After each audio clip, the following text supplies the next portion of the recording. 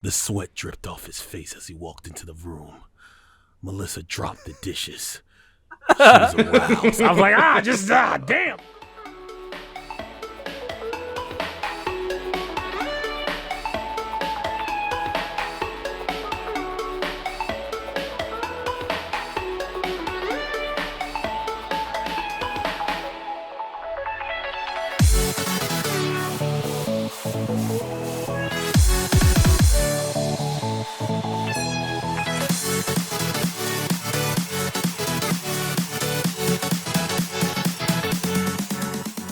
Hello, everyone, and welcome to Anime Club After Dark, the podcast that delves into all things anime, manga, and otaku culture related. I'm your host, Alex, but you can call me Senpai, and joining me tonight, we have our poser extraordinaire, Nitai. I was trying to think of a good monologue or quote for this episode, but I'm blanking on it right now, so it is what it is. Well, it's after midnight for you, so it's okay. No, it's a stage fright. We're talking about voice acting, after all. But it is after midnight for you. Yeah, it is. It's like 4 minutes after midnight. And yeah, we are talking about voice acting tonight, and because of that, we have a special guest, which some of you may have heard on our previous WTF episodes, and you may actually hear him again on some of our future WTF episodes, hopefully, because we love having him on. But since he actually is a voice actor himself, we thought we'd ask him to come on since we're going to be talking about that tonight. We have our boy Burger back. It's me. Ooh. It's me. It's the B-U-R-G. What's going on, everyone? That's pretty good. The B-U-R-G. It's me. It's the B-U-R-G. God, it must be great having the name Burger, though. Not now, but yo, dude, I can't go and get my childhood back. It was still traumatizing. But yeah, so since there may be some people who don't listen to our WTFs but do listen to our regular episodes and they may not know you, I was wondering if maybe you could actually introduce yourself again for the people who listen to us that maybe do that. Sure, absolutely. So what's going on, everybody? My name is Burger. My first name is Jamil. I am a voice actor. I'm going into my first year as a full-time voice actor. I've been really lucky and really blessed to get the roles I've been given. You may have heard me in nothing because a lot of my stuff don't come out until 2023. But I have done some stuff. I've worked with Nick Cannon. That was a pretty big deal. Working with Nick Cannon was awesome. I've been in a couple small indie projects, couple games that I think are out. I think one is called Thunder League. It's on Steam right now, and hopefully, if my cards play out, maybe I could be on a AAA console game by the end of this year. Fingers crossed. Fuck yeah, dude! I'm hoping for it. But I have my own podcast called Geeks in the City, where, in a sense, that's kind of where I got my start because I would speak to voice actors every day because I couldn't pay for classes. So, and I got cool with the community, and they've embraced me. And I think because my name is Burger, they was like, "Oh, get in here! Yes. I was like, "All right." So, your name is a good selling point. I'll be honest. like I keep telling you, it's cool now, but in high school, and not even high school, man, elementary and middle school, it was terrible because I went to school with my cousin. And his name was Fry, F-R-Y, and nice. Nah. Burger and Fry. It was a rat. It's bad when the teachers have to stop themselves from laughing. I was like, yo, y'all supposed to be the difference maker. They'll be like, That's amazing. oh, Fry Johnson. Oh my God, y'all ain't gonna do me like that. So. Also worth mentioning though that you are an instructor at a voice acting school. Yeah. Well. That is very much true. I also work for casting call club. I work for the educational department, closing credit as an instructor. I do a lot of their events there. I've been told recently that some people think I own it because my face is everywhere, which I didn't realize until I looked at the page. I was like, oh damn, yeah, that's a lot of me. But yeah, it's a lot of burgers. It's a lot of meat on this page right now. I mean, no one ever say no to a lot of burgers. Let's be real. I mean, I got some exes that might not agree with that, but yeah, it's been really cool, man. I am literally living the dream in a sense because I get paid to do voiceover, and I'm literally affecting the voice actors of tomorrow. So that's a really cool thing. A lot of people don't get to say that about their career, especially going. That's really awesome. But I did 8 years of stand-up comedy, so I feel like that contribute to something I had to do. Well, and that would certainly prepare you for any negative criticism you might get. Yeah, I tell people all the time because voice acting is a lot of like silence. So you just send your stuff out into the void, and hopefully you'll hear something back. And I say I'd rather deal with silence. You know how many times I had old white people curse me out or had drinks thrown at me? Like silence is so much better than dealing with people saying you suck. I'm like, hey, like not to go at like a too much of a huge tangent, but I'm just so curious about this. So you talked about your experience as a stand-up comedian. How much of that experience do you find yourself using and utilizing while voice acting? Or the lessons you have learned while doing a lot of stand-up comedy, do you find yourself being like, oh, I can incorporate this into my work as a voice actor? Yeah, absolutely. So the thing is that the thing that really helped me stand out a lot is I've been told I have a really like bright personality. There's two types of voice actors. There's voice actors who like go in and like they go out and they leave, they get the job done, they out. And there's people who like try to meet people and they're like, in not in a sense they become the center of attention, but they're known. So I'm really in that category because I did stand up for comedy so long. I realized that the only way to succeed in the comedy world is that you had to let your presence be known. Otherwise, you get overlooked by other comedians. Comedy also really helped me shoulder shrug a lot of stuff. And with voice acting, you got to be able to do that because this business isn't nice to you, especially if you're not like the biggest on mental, because it'll break you down. So I was able to shoulder shrug a lot of stuff and like not care. Not saying I don't care about it, but like be like, okay, like it's nothing never personal. And then like last is like improv, right? I can, just go inside and like being able to be like, all right, I'm gonna try something different. Because that's what I would do on stage every night. Every day, I don't know who's gonna come in the club drunk, and I'm gonna have to like deal with that. So you have to be ready to deal with the punches. Would you say the voice acting like industry and like circle or the community whatever is more cutthroat than stand up comedy? Like it's way harder to like get noticed and to like nah. Stand up comedy is like a league of its own. Stand up comedy is really difficult. Like because I couldn't imagine voice actors because I met like Rob McCollin is one of my good friends. That's the voice actor for Reiner, and we would talk all the time, and he was like, dude. I couldn't imagine getting on stage like how you do. And I'm like, dude, I couldn't imagine working at Funimation the way you do. Like, so it's difficult. You have to be in the right frame of mind. You have to be able to like, because people are going to say stuff and people are going to hate.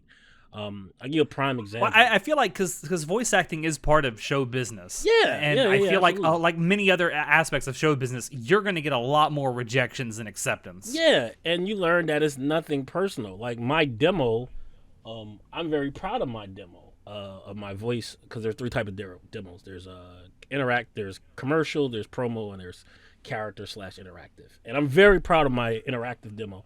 But there are going to be some people that say it sucked. And that's fine, because they're not the ones paying me. But if you're someone who's new and you just get this demo made, and someone says, "Oh, I don't like it," and there are people who'll be like, "Ooh, maybe it's bad then," and you can't fall into that category. You got to be like, "Man, whatever. It's not meant for you," and that's what a lot of this game is. Like I said, I got lucky because I'm black, so I got to throw around my way immediately. I was like, "Yo, you're not gonna cast me because I'm African American?" They're like, "No, who said that?" I'm like, "Yeah."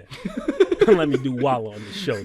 Who said that? Have these 15 jobs. Exactly what happened. I played up every stereotype I could. Like, and as great as that might be, and you've talked about it too. In fact, you talked about it on the most recent WTF that you were on with us.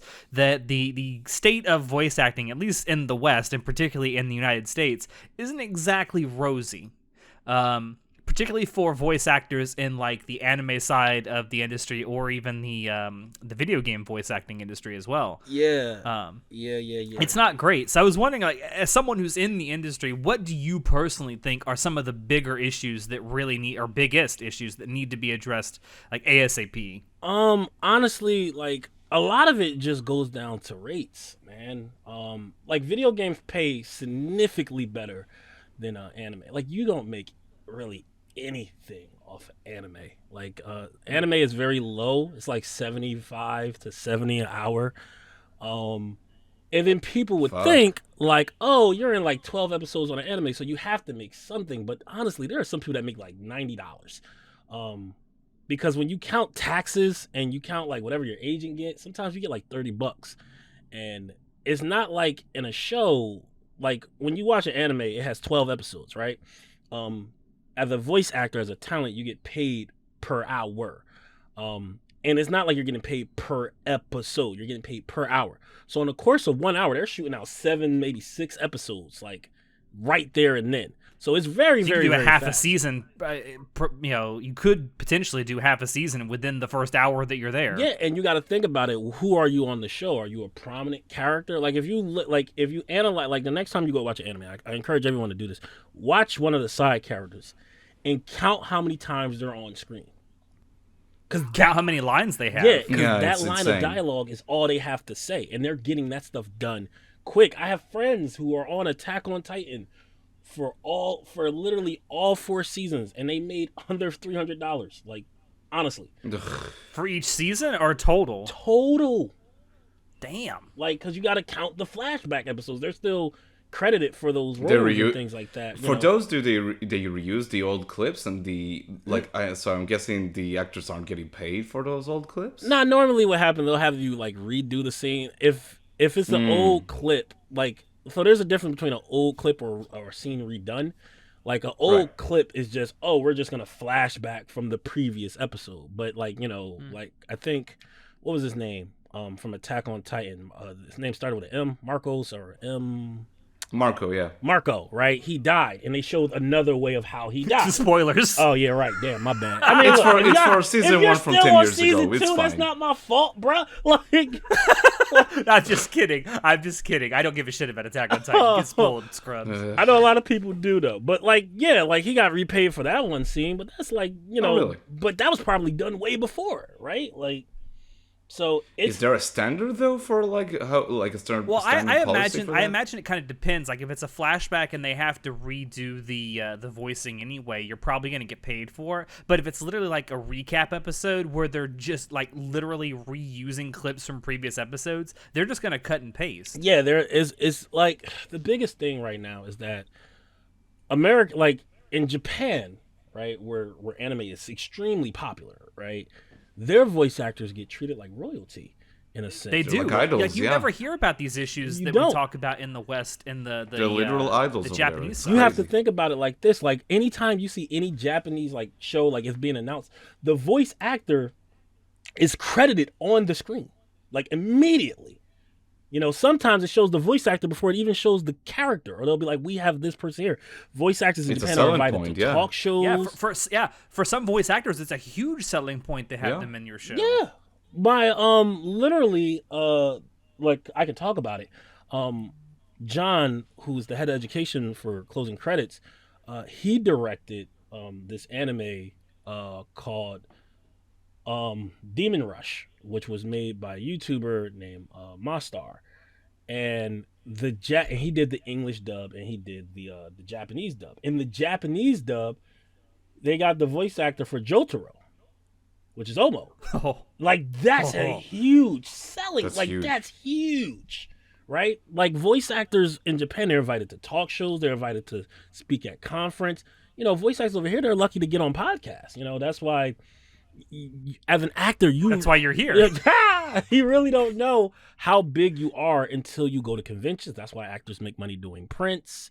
And they go and they get sent to conventions, but it's really hard to make money doing just anime. Like it's damn near impossible. So many actors have, a steady job because it's impossible to like supply yourself off of working with just anime unless you're like one of the like I think Bryce, like the dude that plays Aaron, he's probably one of the most highest paid anime voice actors, and I think he only gets like $150 an hour. Like $115 an hour. Like, and he's like been in the game for centuries. So the biggest issues right now is that a lot of actors, they're tired of it. They want anime to be unionized, where at the guarantee you'll get $150 per hour.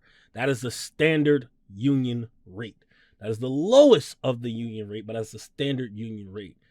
and I think they deserve it. But Mm. it does put an interesting situation, because, well, what about the people who are inspired by anime, right? Like as a kid, like I was like a lot of voice actors who, like, when you think of like classic shows like Rurouni Kenshin, and like Dragon Ball Z, Outlaw Bebop. Star, yeah, all those, like all these Rama, all these shows and things like that.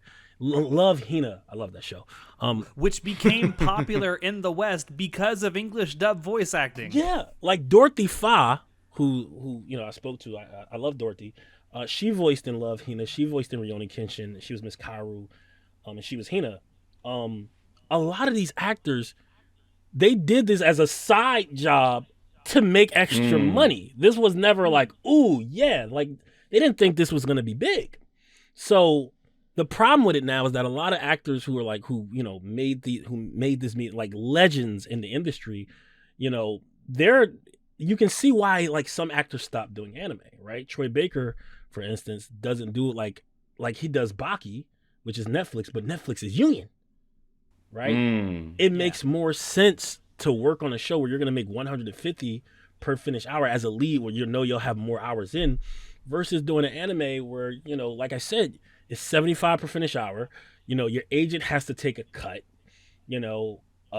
Taxes take a cut. At the end of the day, you're making like $35, which is nothing Right. for a show like Jujutsu Kaisen, the movie.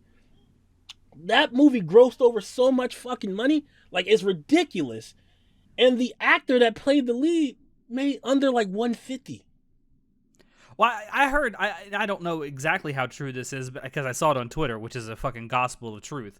But I heard someone say that the Demon Slayer movie, Mugen Train, which was the highest grossing movie in 2020. Granted, it had a little help getting there because of the Koof, but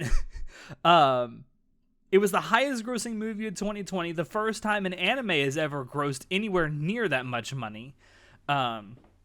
The guy that voiced Tanjiro in the English dub ended up only getting like $300. Yeah, Zach Aguilar, right? Mark Whitten played Rengoku in that film. And once again, the idea is like once you do your lines, you're done, right? And there's no residual. Not But at isn't all. like that Aniplex? Aren't they working different with how they dub their stuff, or am I Not being really. really off? Not every really. anime usually have this. All anime has the same rate. Some places play lesser because there's no minimum rate for anime. I have heard, again, I don't know how true this is, but I've heard from a couple of voice actors on, again, Twitter, that one thing that Aniplex does do is they give you more rest periods in your typical like voice acting studio. Yeah. So because I'm trying to think. No, my friend Molly Serisi, she works with Sentai. I think she's done a couple of work for Aniplex, but there have been a few studios out there that's like more understanding and things like that for like roles that's like really intense and things like that. Let's say like a ReZero, right? Sean Chiplock was in that one. He played Subaru, and there's a lot of yelling in that show. Right. Legally, he is required to take breaks. Otherwise, he's under he's in an intense work environment. Like legally, they have to give him breaks. But every now and again, they'll be like, "Oh, maybe you can do one more scene." And he's like, "I gotta take care of my voice because I got another gig I have to book after this." And once again, you gotta constantly be on the lookout. So it's really rough right now, and in my heart, I feel like sort of bad because it puts new actors in a weird predicament right now. Because a lot of actors are like, "Okay, you know what? We're gonna show them. We're not gonna do anything. We're not gonna dub your show until they pay us what we think is right." And then imagine you as a new voice actor, you're thrown in that situation, and now there's a chance to voice.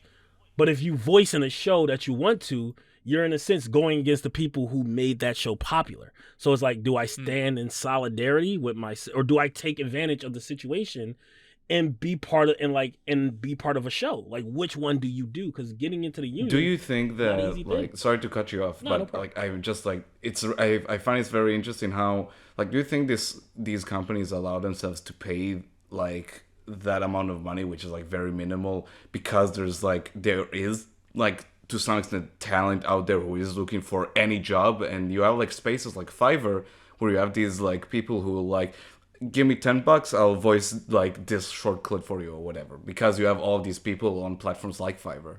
Do you think that's what allows it to keep going, this sort of system? Well, the thing Like is, a gigification of jobs. the thing is, like, so Fiverr has gotten really better over the years.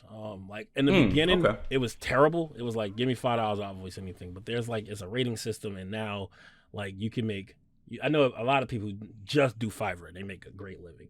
The reason why anime is in this flux right now is because it's always been like that, right? And for the last 15 years, 25 years, no one has really said anything. It's just been an unspoken rule. But now with the merge with like Funimation and Sony and Crunchyroll, you know, and they got this big Sony funny building that they're building in Texas. It's like, yo, you have the money to pay us. This all should be union. And you know, a lot of people are like, well, you haven't said nothing before. Why say it now? And it's like with the combine of the pandemic, and they're like, no one really expected like anime movies to blow up the way they did. I think the Dragon Ball Z Super movie was the first one that like, whoa, this is really okay, interesting, right? And then we went to Demon Slayer, which did amazing. Then we went to Jujutsu Kaisen, which was doing amazing. Now the conversation is, okay, I guess we'll start playing animes in theaters. Granted, some of them are selected, but they're now more like they're now seen. As a kid growing up, there was never like when an anime film or movie would come out in theater, it would never play over here in the States. You would just have to buy it on DVD or buy it, you know, or VHS. Or if it did, it was in like an art house theater. Yeah, it was never like the idea that you can go to a AMC theater and be like, oh, I can see the Jujutsu Kaisen movie here. It's crazy. And it shouldn't be, because anime has always been popular, right? It's just never had a chance to like shine. It's certainly been super popular in the West for the last 15 or so years. Yeah, with conventions and everything. Like Erin Fitzgerald once told me, and that's the voice actor for Chie, and she was Naz on Ed, Edd n Eddy. When she was doing that, because that show was from Canada. That show was actually filmed in Canada. When she was doing that show in Canada, she had no idea it was popular. No one was talking about it over there. In a sense, it was a dud. But when she came over to the States, and then when she went to her first con over here, she was like, whoa, this show's on Cartoon. Like, it was one of the top shows, like, over here. So you never know what your show is doing. And a lot of people just go by. And like I said, it's been like an unspoken rule for so long. Like, no one ever really said anything. And then with all, like, you know, the actors getting into it, like, especially, like, younger actors and things like that. Hey, man, you get a chance to be on an anime like Dragon Ball Z. Like, there are people who are willing to do it for free, you know? And a lot of the older actors are like, nah, we're tired of that. And they're the whole conversation, they want to push everything to be union. And if it's union, you know, things like health benefits and 401ks and all that stuff is finally like in the conversation. Because at the end of the day, we got bills to pay, and it's hard to pay them working on especially when you know this thing is making money, it's making bank. I'm not getting residuals, you know. I only get invited to cons if I'm requested to be at a con. You think you were getting closer to that unionization of voice actors?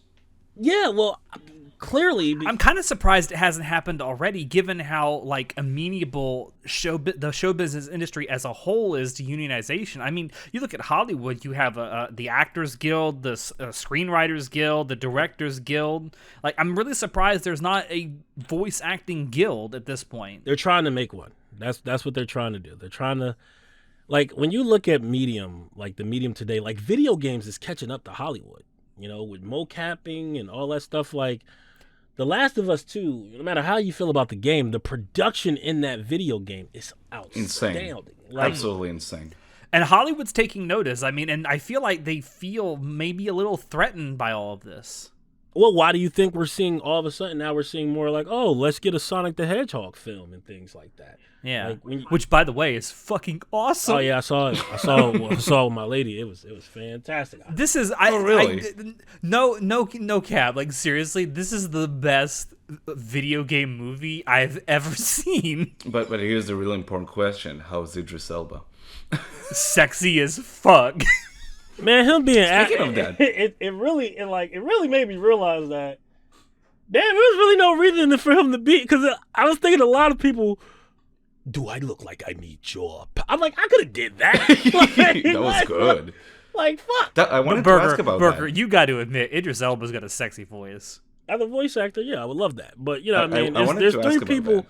It's like, I feel like Idris Elba is like, he's going to be like the modern day young version. Like, you know how people listen to Morgan Freeman, they're like, fuck, that's soothing. It's like Idris is like, damn, that's hot. Like, it's just like, oh man, like, which is crazy because like, you know, you hear Sonic's voice, like, that's not sexy at all.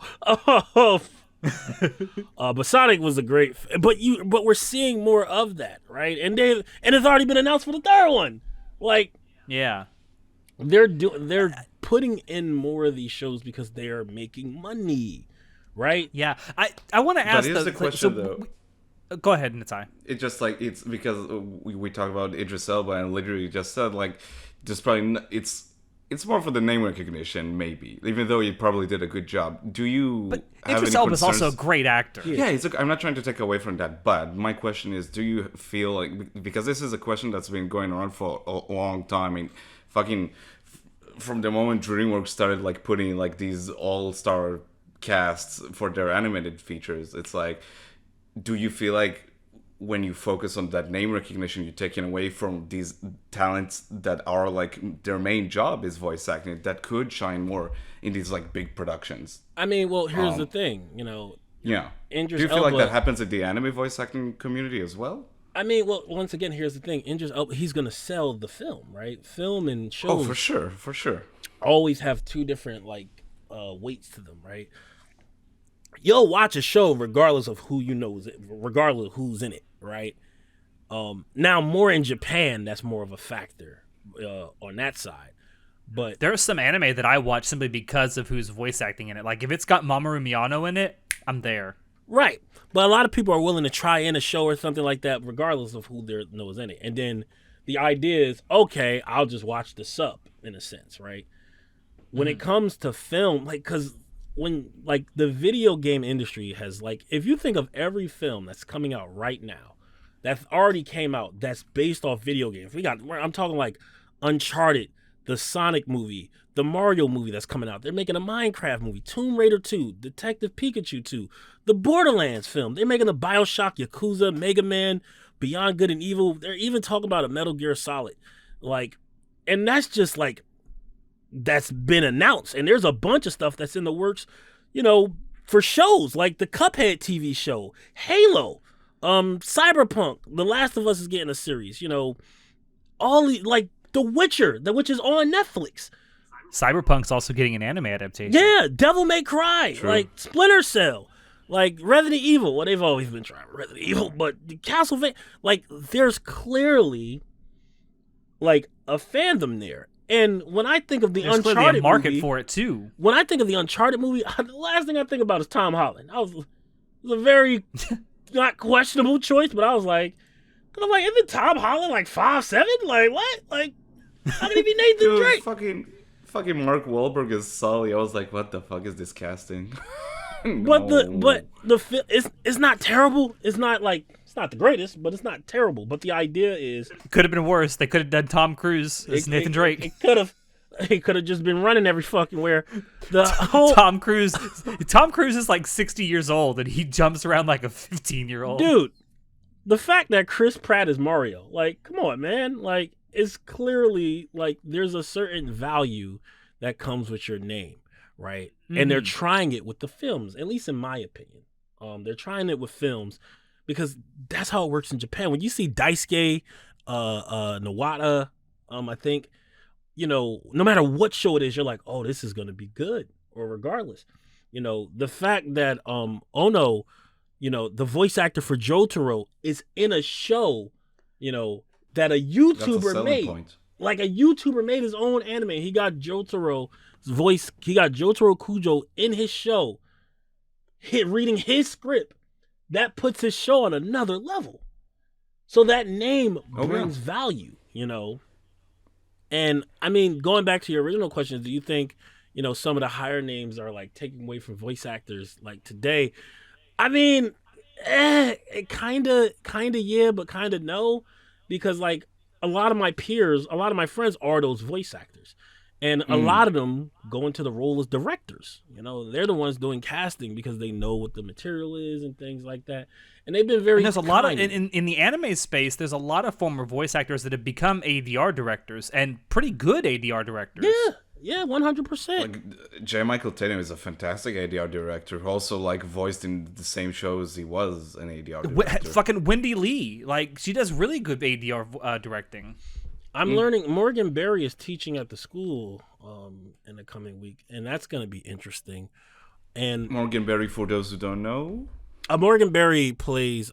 She's Morgaha and Yashahime, the son, the daughter of Inuyasha. She's the daughter of Kakome. Yeah. She's her. She's in Food Wars. She was the 13, I think, and I believe in My Hero Academia, but she's been in she's been in a lot of anime different shows.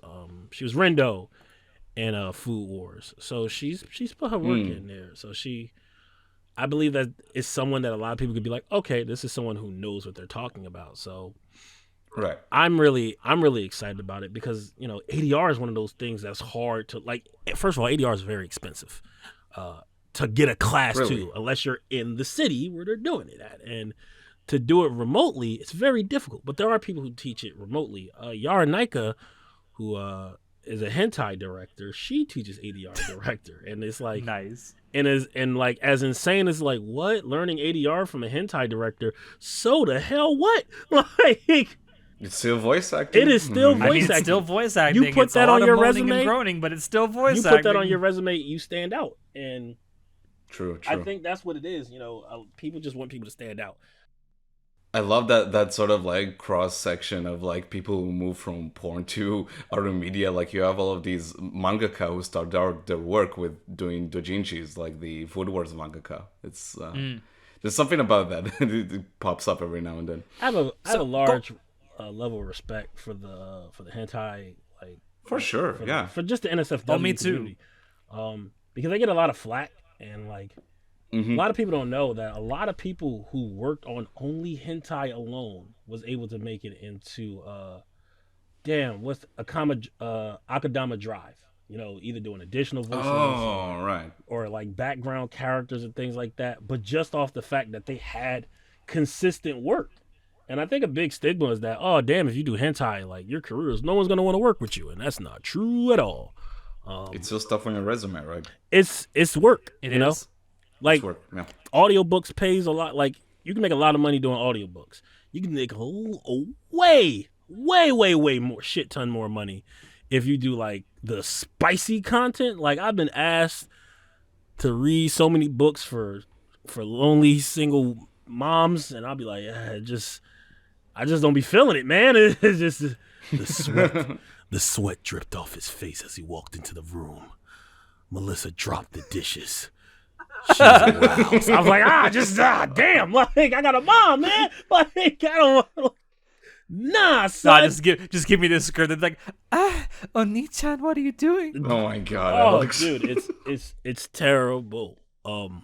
Honestly, I think the best Alex way can somehow twist his voice to get to these high octaves, and I'm like, is it like crushing his balls in the process? What is going on over there? Oh, to get your voice up? No, some people. I got a friend named Thomas, who's like, man, his voice goes so damn high, like without like if you heard him behind you scream, you might be like, "What's wrong, ma'am?" Oh, like it's my only trick with the twist in my voice is the Gollum voice. Aside from that, it's only goofy laughs, and that's it. He can do Goofy pretty good. Gorsh.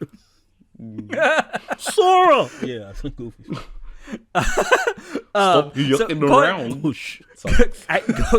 Going back to the original question that Natai had, though, like, so one anime studio in particular that has a distribution deal with Disney in the West is Studio Ghibli, right? And we look at the films that they release and the English dubs that Disney produces for them, and you see these huge names in them sometimes, like these people who are not primarily voice actors coming in to do this. Do you think that in particular is harmful to people who are primarily voice actors? It's a slippery slope because, like, I have friends whose work with Disney, but it's extremely hard to work with them because they're one of the few companies that do be like, oh, you've done hentai work before? No. So I'm in the mindset, and I tell everyone, fake it till you make it, right? Do what you gotta do. Don't do anything that you wouldn't be proud. Don't do nothing that will, like, eat at your soul. But do what you got to do. You got to get. Don't do anything that'll get the FBI to knock on your door. door. Don't do nothing crazy. And like I say that, and then like River Vital had to play like Hitler in a Lupin the Third film one time. Oh, really? Yeah, because he's in the film, so like somebody got to be the bad guy. The way how I contribute it to is like growing up. There's all these films and movies on like segregation and slaves and all that. They still gotta pay people to be the slave owners and stuff like that. So like, I imagine they come in. Work, yeah. I imagine they come in like, hey, what's up, man? Yo, I just want you to know this is I love you. Action. Get on the floor, you it's like I imagine it's very much like that, but someone has to do that role. Yeah, I don't feel. I always hate that. It's like there's so many people these days that think that portraying something means that you inherently endorse it. I'm like, no, it's called acting. Yeah, right. It's like Taika Waititi. He plays Hitler. That's so fucked up. He's a Jewish dude. Relax. He's a Jew. He's a Jew. But I think it's important to have your boundaries of like what you're comfortable with and what you're not comfortable with. Like me personally. Like, I don't think I would ever do any type of commercials, any work promoting cigarettes because I don't smoke cigarettes. And, like, I'm really against that. As a person, that bothers me, right? But if I have... For $1 million. Right, but if I play the character who smoked, then, that's different, But I think it's important to have your boundaries and have things... And just be upfront with them and not be like... Because I do things that bother me. Like, I'm not going to do this because this bothers me. I'm not going to do this because, I wonder how you'll react to it. Because that's, like, Did you ever come across, like, a role that, like, sort of hit one of your quote-unquote artistic boundaries? Whether it's, like, something about yeah! What? It wasn't something about that character made you very uncomfortable and sort of, like, tested how you viewed it? 100%. It wasn't even a voice role. It was a play. And they was like, yo, we want you to be a rapist. And I was like, fuck, man. But it was a Broadway play. And I was like, this would do great for my career. Like, and the director was cool. It was just like, yo, man, it just, like, I don't know if he was saying I was ugly. Because, like, once again, I feel like you can only portray things you look like. So it's like, I don't know, man. It was like, you know what, if we put a hoodie on you and we put you in a dark alley, yeah, I think we could see it. And I was mad about it, but like I took it, and I'm a method actor, so I had to practice because I've never been a rapist in my life. Had to practice, so I went and raped. So I went and I attacked my wife randomly throughout the day. And I was just like, and I didn't tell her what I was doing. That. Once again, I'm a method actor. I need her reaction to be real. So, like, she would just, like, be doing dishes, and I'll just come in with a mask and tackle her.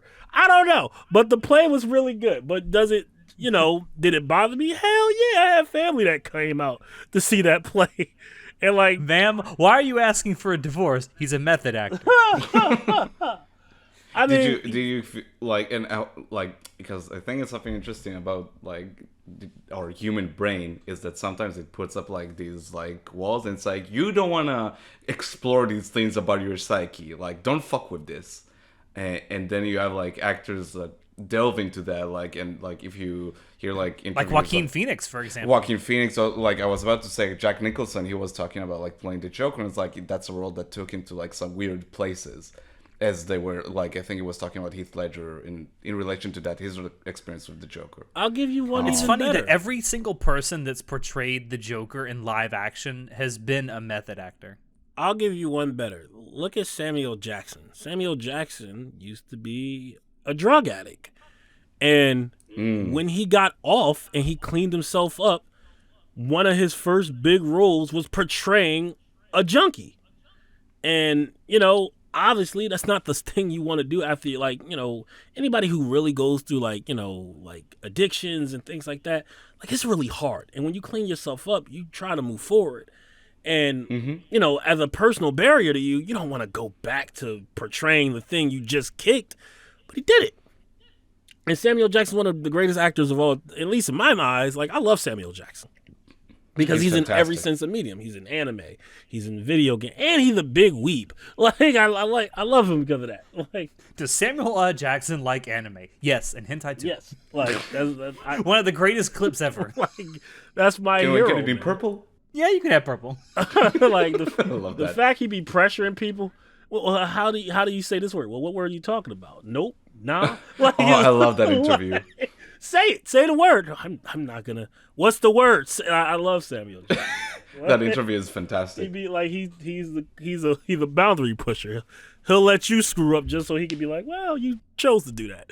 But yeah, man, it's as an actor, I feel like when you're new, it's important to set your boundaries, but don't be too picky because you never know when an opportunity will come for you. I was not come for you, but come at you.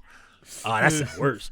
Anyway, I say this to be like, I was offered a part in a hentai that I didn't want to take because I didn't want that to be my introductional role. And I didn't have no problem doing anything like additional or things like that. But it was a scene and it was very graphic. And I was like, I asked my wife and I was like, would you be okay with me doing this? She was like, I don't know. And I'm like, all right, well, if the people around me, if it made her uncomfortable, then I'm not going to do it. And there's nothing wrong with saying no. But I never complained about getting opportunities because that was an opportunity there. I feel like when you're new and you're like, I want to work, then you take anything you get. The whole idea of hey, are you on Fiverr? Take advantage of everything you can to build up your career. I'm on every pay-to-play site regardless. And a lot of people don't realize you don't have to pay for every pay-to-play site. You can make an account for free. And I've had people reach out to me because they didn't want to go to Voice 123 to because Voice 123 takes a percentage. And they sent me a message saying, hey, can you email me here? And I've done audiobooks outside of Voice 123 just because my account was up there. And I didn't have a demo, I just had a picture of me. And they were like, I was looking for a black actor. Now, if you're white, I don't know how that would benefit you, but you could put yourself out there without really spending a dime, but you have to go through every method possible. There's always something you can do to increase your chances. You have to think of this voice acting world as a video game, right? And a lot of this video game is based off of luck and chance. And that is the one stat that in a video game, a lot of people tend to overlook. They'll increase in vitality, they'll increase strength, they'll increase magic, they'll increase evasion, but luck usually always goes under luck. And if you can increase your luck factor, you'll get so many more opportunities. And you can always do things to increase your luck. Listening to podcasts, taking classes, learning audio engineering, networking, meeting people and things like that. Interacting 100%. I only got big as a voice actor, and I really don't even consider myself big. I'm just in a position where I could do this full time and not have to worry about oh boy, I gotta work at a job I hate tomorrow. That is the only thing, that's the level I'm at, and that takes people years to get through. I work for a voiceover school that teaches voice acting. I've, in a sense, am very blessed and fortunate to be in the position I'm in. But the only reason I'm in that position is because I made a bunch of opportunities for myself. On my podcast, I would speak to actors, and at the voice school I was at, I was like, who's in charge? Let me speak to the person, let me speak to the head of education. We had a conversation, and that led to one thing.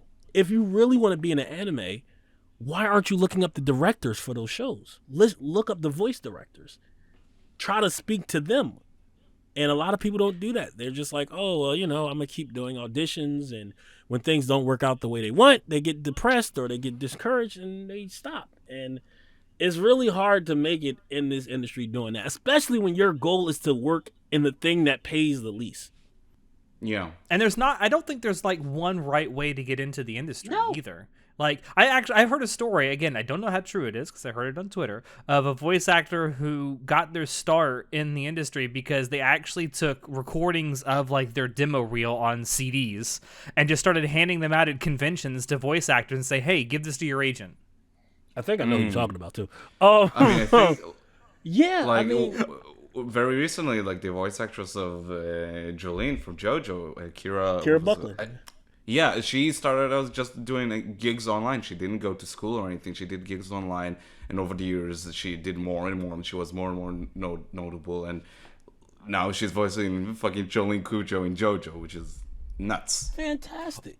And, I would like to think, if I'm anything, I would like to think I'm an example of you can make it in this industry some way, somehow, and not have a shred of VO training, theater background, off the dedication that I really wanted to do this.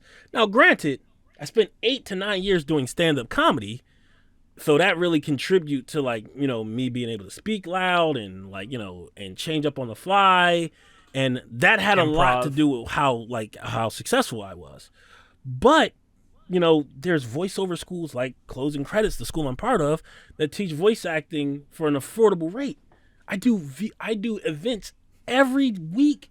Every other week, I'm doing something where I speak to voice actors, where I give people a chance to ask their direct questions on how to make it. And so many people think it's about the equipment that you have.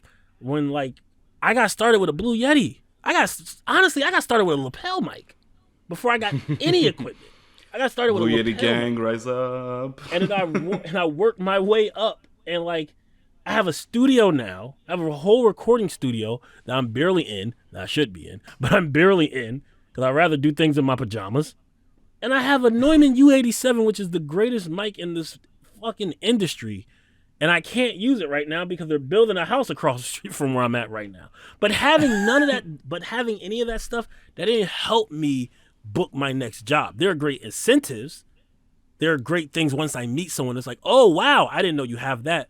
But just by having nice things doesn't guarantee you any work. And I try to tell people that because they're so caught up on, oh, I need this to get started. And it's not true. I got started in podcasting. That's literally the thing that helped me get big. The world ended. I was at home. I wasn't doing nothing. I couldn't do stand-up comedy no more. And I wanted to do voiceover. But I did not have the money. So, because everybody was home, I literally went on imdbpro.com. I got a 30-day trial. I made 7 emails because I was going to do it 7 more times. And I just wrote down everyone's email. And I reached out to them. And some of them responded and some of them didn't. But I reached out to everyone to see who was willing to have a conversation with me. And it didn't matter if you were the voice actor in something today, if you was in something yesterday. I spoke to Stephanie Nadelin, who's the voice actor of the original Kid Goku and things like that. Oh, shit. I've spoken to everyone in this industry. And I got big because I kept doing that. And I never, at any point in my life, thought I was a good interviewer. I thought I was terrible. The only reason I did it was because the stuff I was trying to learn, no one else was doing it. Every interview was the same bull. It was the same, so what was it like to be in this show this one? I was I learned that shit 3 interviews ago. I don't need to know this right now. I don't need to know when you don't book, how do you get past depression? That's what I want to learn. And when I realized that, sometimes you got to, I deal with it all the time, or I deal with nerves too. Sometimes I still can't believe the stuff I book. And then I started speaking to voice actors I didn't know because those are the people I want to be. When you start looking at the actors who you're not familiar with, the people who do commercials, promo works, and things like those shows, anytime there's a YouTube ad and there's someone speaking and not that AI that says, that sound that happens when you go outside, anything that's not that thing, those are people getting paid. And I want to know how they're making money because I want to make money in this industry. That's the best thing that I feel worked out for me, because even though I wanted to do video games and anime, I was open to do whatever I could as long as it was fun. Like, I didn't have tunnel vision. And I feel like a lot of actors have tunnel vision. They're like, oh, I want to do this one thing. Make your own opportunities.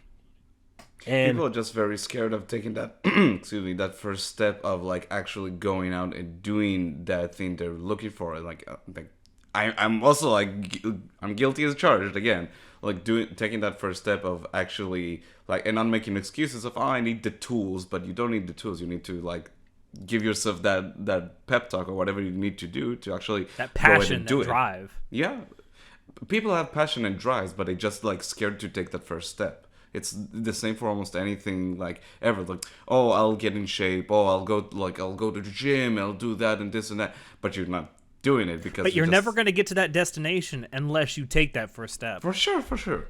It is the mindset of dedication over motivation, because anyone can get motivated easily. Anyone can get motivated, right? Yeah. Like anyone can Watch a hype see video something. on YouTube. Get motivated. And that's simple. But being dedicated to something is a completely different story.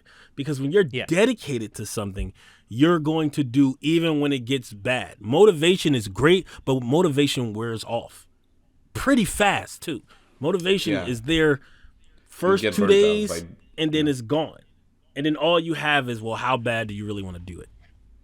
And I had the dedication because I did comedy for so long. I didn't have anywhere else to go to. And I was in that tunnel too. Like, I didn't know if it was going to work out for me, but I was going to try everything I could. I didn't want to run out of excuses. Like, I don't get down about auditions because there's always more to do.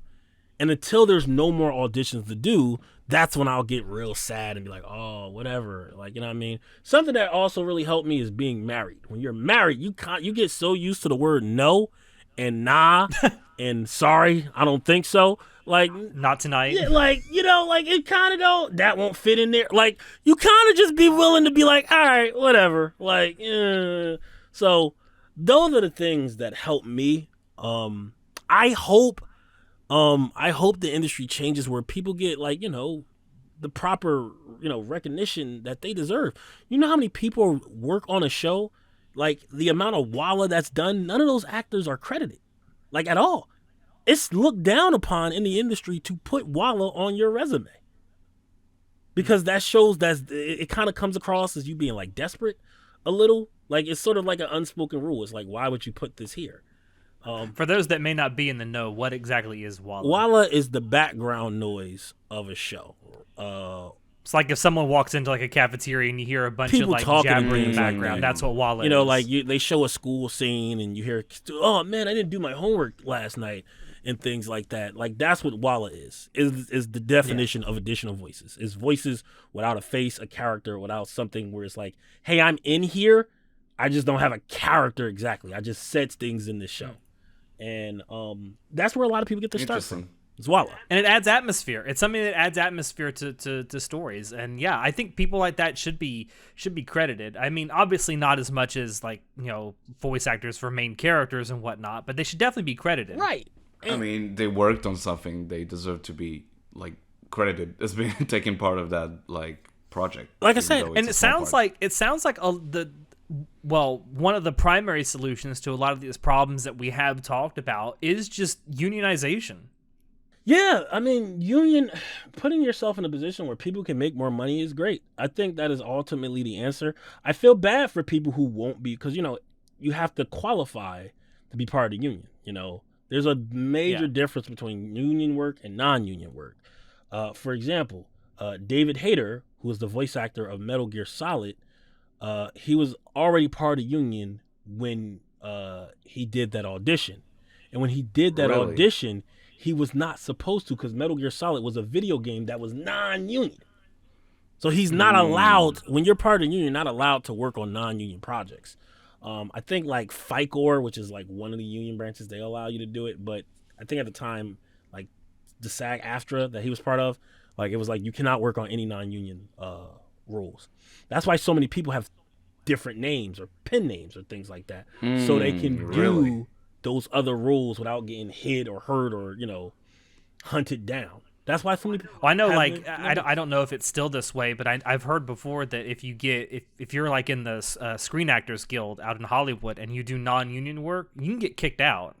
Yeah, if you pay a fee, you pay like a really hefty fine. I'm a non-union actor, so take everything I say with a grain of salt. But from the friends who I do know are in the union or qualify for the union, they stay non-union. They're like, because it's a big step, and that's where the big boys come to play, right? When like you can make 2 years worth of rent off of one union commercial. Like, it's that insane. Globally, you can make easily over like $60K with revisions, like, because they're gonna keep playing it. Yeah. And that's something else that you've talked about, the fact that there are no residuals and no royalties, particularly in anime voice acting. Yeah, no. What you like when a Blu-ray gets sold, you don't get none of that. Nope. Unless you do commentary, like you're on. Yeah, unless there's like a commentary track or something like that. Or fuck, if you sign it, I guess you might get a residual from commentary tracks. Is that like a thing that is like? Can you like make more money by doing that? Well, that stuff is usually with the director, right? Those are usually things where the director is like, hey, I have this person talk about. And I feel like that's based on the studio that's releasing the Blu-ray itself. Like they may get a couple of the voice actors together to do like a voice actor's commentary or a director's commentary or whatever. Yeah, it's never usually like the whole cast. It's usually like one person, and it's usually like between the director because they talk about the show or things like that, or like one of the scenes or things like that. A lot of actors make a lot of money going to conventions because they get paid to go to a convention. That's why when they say, hey, if you want to see me, go and let them know you want me to be there. That's how voice actors make a lot of their change. Sean Chiplock makes a shit ton of money off the fact he did Genshin Impact, and he does dilute prints. Like, extremely. He signs those. He makes a lot of money doing that.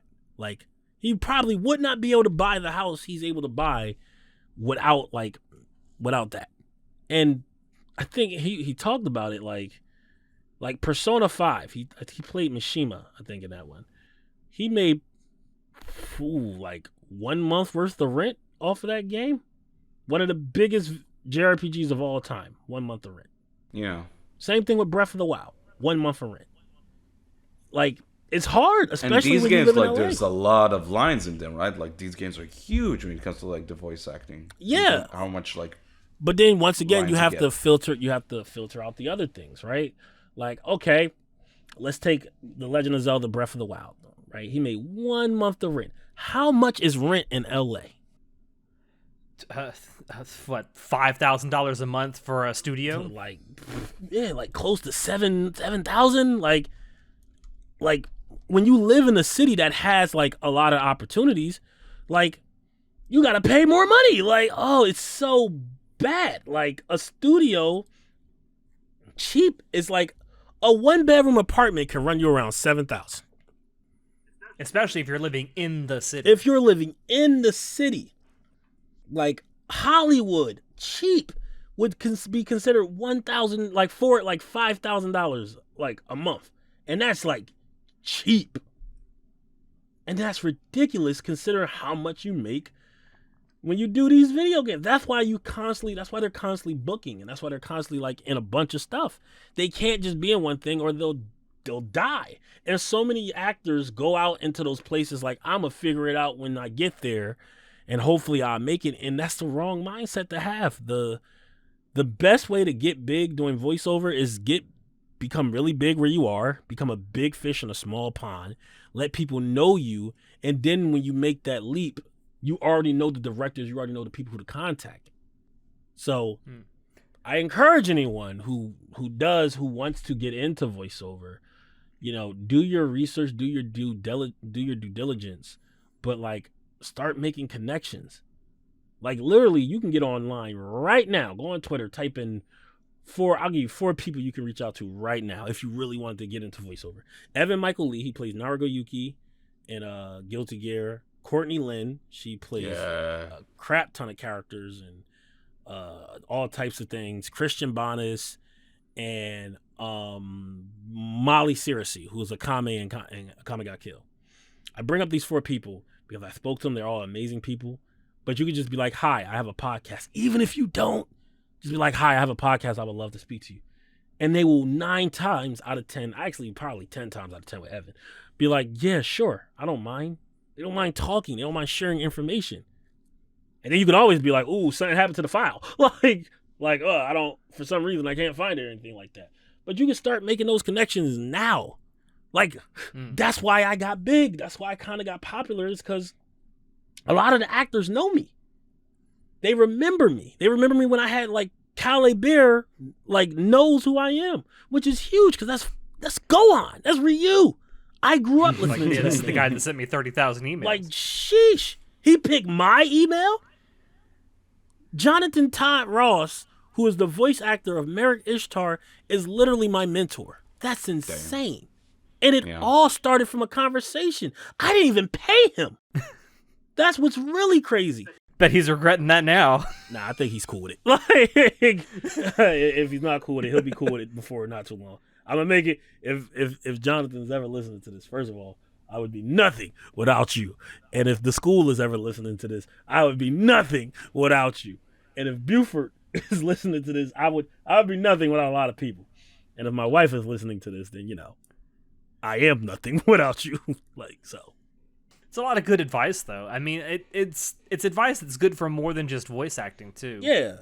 Yeah, definitely. Yeah, it really, I would like to think that it applies to life in general, because whatever it is you like to do, you need to speak to the people who are doing it, right? If you want to be a successful Twitch streamer, you need to surround yourself and speak to people who do Twitch on a professional level, who can give you realistic conversations, and not just just keep on doing it, because that doesn't work for everyone. You can do something. And don't be afraid to reach out to people who are way bigger than you. Yeah, you're probably going to get a lot of rejections doing that, but there's going to be at least one person out there, most likely, that will And you don't at least lose respond. anything on doing that. Yeah, I mean, I know it's a very cliche thing to say, but the worst they're going to say is either no or just complete radio silence. Yeah, and no just means not yet, honestly. I got so popular off of just reaching out to people that, I don't even have to do it no more. But I still do it because I know there's a lot of people who are like me, who are from the hood, broke, or they're in an environment where they're like, I don't know if I can do this. So for me, it makes me feel really good to go out my way to get realistic conversations. And, you guys do, this is your podcast. You don't know who's listening to it, but there could be someone going through a tough time right now, having a bad day, and they listen to your show, and they can forget about what's going on right now. And that makes them feel better. And as long as there are people like that, I'm always going to be willing to do it. And I don't ever advertise this because I don't want to piss people off, but I do demos, right? I did my own demo. And the only reason I did my own demo is because I paid $1,500 for a demo and I did not like it. But I understood the process of how to make it. But getting a voice demo done costs to $1,000 to $1,200. And the only reason I had to do it is because I was speaking to a video game director. And I had nothing to show for my name. So I dished out the money and had something I didn't even like. And now I have something that I like, which is great. But I still dished out that money. And not everyone has the money to dish out. So because of that, I do demos as a service for people who necessarily can't afford it. Because something that would always make me mad is I would speak to voice actors or coaches or something like that. And they're like, it's really not about the money. It's about helping you be it's about getting you to where you need to be. And I'm like, yo, I feel that. Great. How much is the demo? It's like $1,400. You just said it wasn't about the money. What? That's money. That is change. That is a whole new microphone. That is a whole new setup for me. That's a new camera, a new mic. How can you say it's not about the money and charge me that type of money? So I do demos for I think the first one we doing for $325 because it's between me and my partner. And the only reason I do is because if there's anyone who's going to do this and I know they'll put in the necessary work, all I can do is vouch for myself. So the best thing you can do to solve a solution or fix a problem is to be the solution. And there's a lot of people who will probably be like, oh, you're devaluing the industry or blah, blah, blah, blah, blah. And, Nah, fuck that. yeah, it's very Yeah. much that. And, I don't really, not that I don't care because I understand, but things have to be different. Like, let's take your show, for example, right? I build a podcast network for this school, right? No one had any idea if it was worth it, if it was even necessary. But I put it out there and I vouch for it because I know what podcasting has done for me. And I know there are people with a shit ton of content. They're just looking for their audience. And I'm at a place that has the audience. But no one's going to bring that up to them to be like, hey, can we give the... So you got to do it yourself. And now that I'm in the position where I'm like, hey, let me run this. Now I can find the shows and be like, yo, I want you, all 330 of your episodes, I want to launch with this network. You, with your 8 episodes, I want you to launch with this network. Oh my God. It's about giving more people the ability and to access to like get in the door and like prove their worth like without like the bullshit gatekeeping, which is like very inspiring. I like how you brought up 330 episodes because that's exactly how many of the episodes of our podcast. I know. This man's been doing homework. Because when I added it to the thing, like it was like 70 and I went to sleep. I didn't even go to sleep. I went to go pee and I came back. I was like, what the hell? Like, so like, yeah, I was pretty much on my game with that. But yeah, Anime Club After Dark has joined his podcast. That's what I'm saying. And I think that's incredible because we get to show people that this system works. In a sense, between the 7, the 9, the 12,000 people on Casting Call Club and the ever-growing people on Closing Credits, we get to say, hey, we started this new wave of podcasts. And I don't know if I'm going to be there forever, right? But while I'm there, I'm going to try to give the rub to as many people who I know as possible. Because I don't know if somebody else would do that, but I know I would.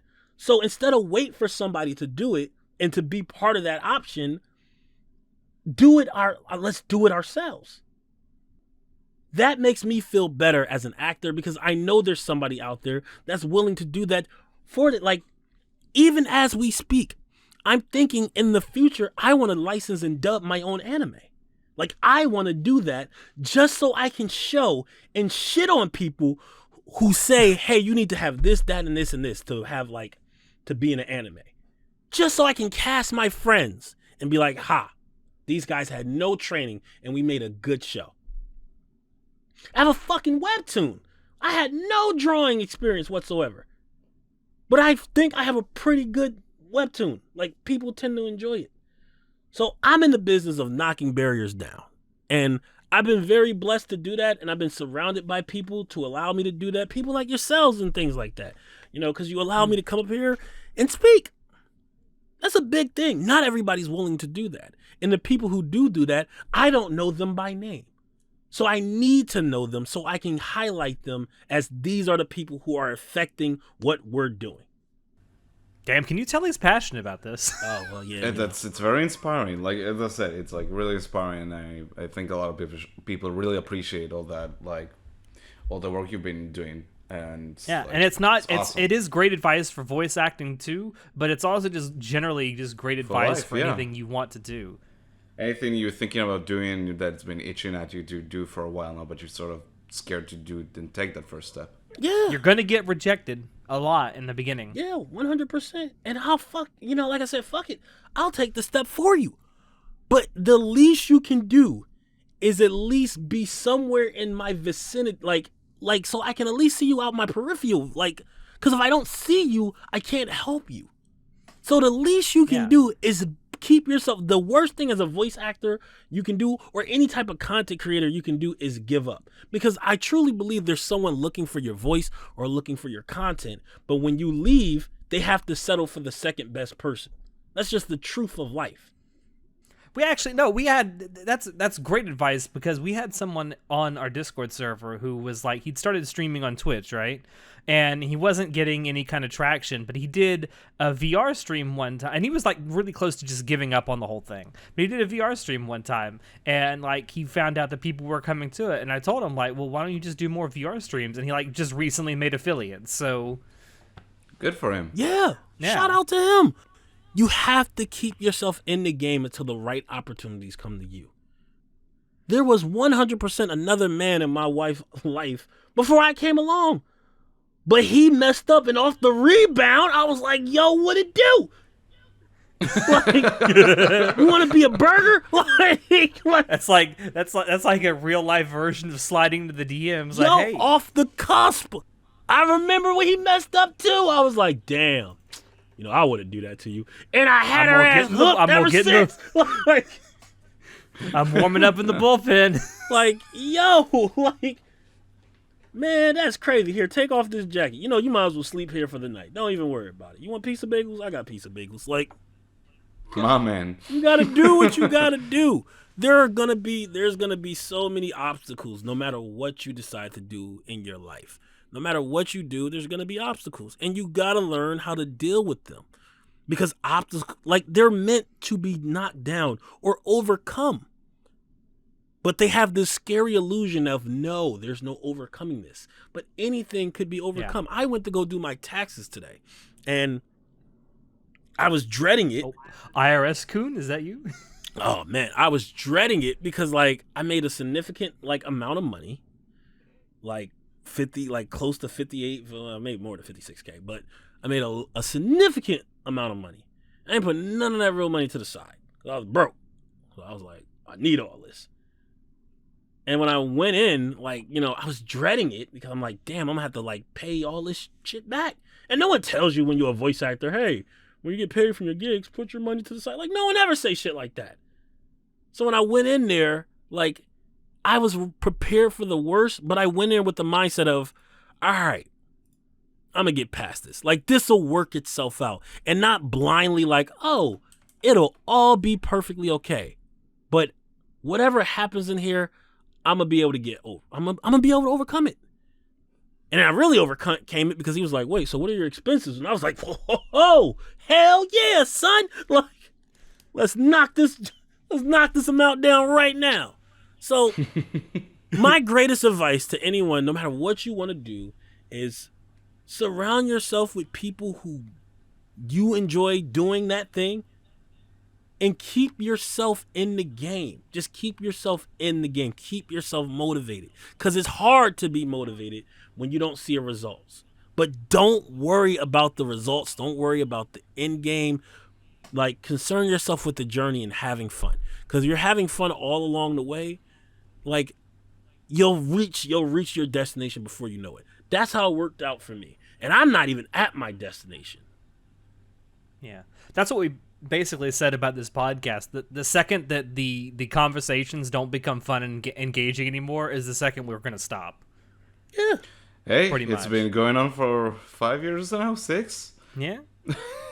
Yeah. But yeah, like, and seriously, that's fucking great advice for what we've been talking about. And I think that, yeah, we've also talked about some of the solutions. I think unionization and royalties are the two biggest things that need to happen in the Western side of the voice acting industry. And I think if you could just get those two things, a lot of the issues that we've talked about they might not be solved overnight, but they'll be well on their way. Yeah, fucking pay us more, man. Like, we all know anime is like, Or just pay, not even just more, just fair. yeah, like there's no question that anime, like, it's popular. Like, the whole, oh, it's a niche, like, that's bull. Like, all right, anime is advertised on every source of medium.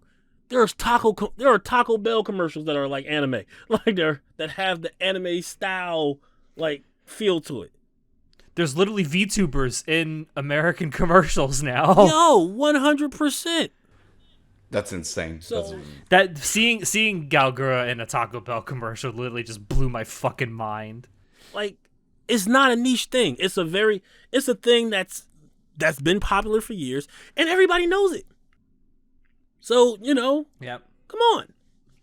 And hopefully obviously a lot of voice actors have been making their displeasure known, not just on social media, but with the companies that they work with for a little while now. It does seem like every week there is a voice actor on Twitter just showing us how little they actually do make for the work that they do. So hopefully this is something that changes here in the next couple of years, or at least we get on a trajectory that is more amenable and more fair for all of the people involved, because there's a lot of really good talent. I know that we on the podcast do tend to talk more about, like the Japanese voice acting with some of the anime that we do talk about, but there definitely is a place for like English dubs or Italian dubs or whatever it happens to be.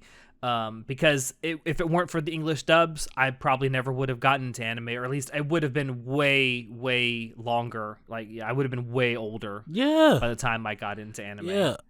Just, there's so many, there's so many things that can be better. I honestly, more than anything else, I think anime, like, there needs to be more places, like, because America is really the only place that does it, honestly. Like, United Kingdom probably does some animation, but anime is usually like America has the capital on that.